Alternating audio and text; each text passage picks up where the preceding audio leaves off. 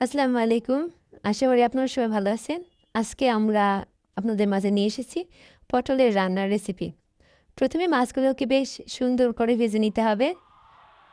বেশ ভালো করে ভেজে নেওয়ার পরে প্রথমে পটল ঢেলে দিতে হবে সেই তেলের মধ্যেই।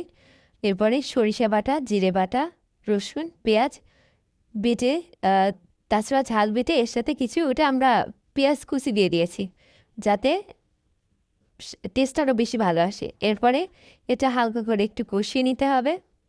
আলু দিয়ে দিলাম আমরা কিছুটা, কিছুটা গরম মশলা দিয়ে দিলাম। এরপরে ভালোভাবে কষিয়ে নেওয়ার পরে কিছুক্ষণ নেড়ে চেড়ে কষিয়ে ভালো মতো কষিয়ে নেওয়ার পরে দেখতে পাচ্ছেন বেশ অনেকটাই কষানোর মতো হয়ে গেছে।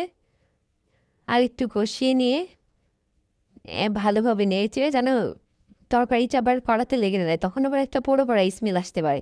এরপরে আমরা কিছুটা পানি দিয়ে দিলাম। পানি দেওয়ার পরে এটা ভালো মতো সিদ্ধ হয়ে যাবে। দেখতে পাচ্ছেন এই যে আমরা কষিয়ে নিয়েছি আর রঙটা অনেক সুন্দর এসেছে। কষিয়ে নেওয়ার পরে তারপর যখন কষানো হয়ে যাবে তার মধ্যে আমরা মাছ দিয়ে দেব। এই তো ভালোভাবে একদম তরকারিটা সিদ্ধ হয়ে গিয়েছে।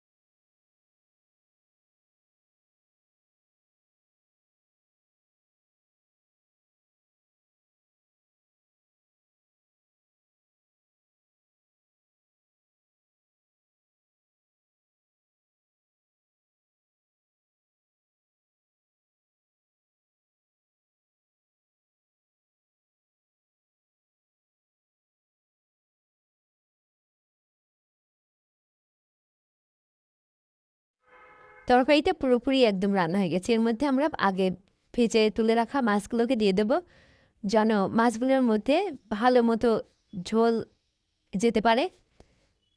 এরপরে কিছুক্ষণ আমরা আবার রেখে দেব। এবার আমাদের রান্না কমপ্লিট।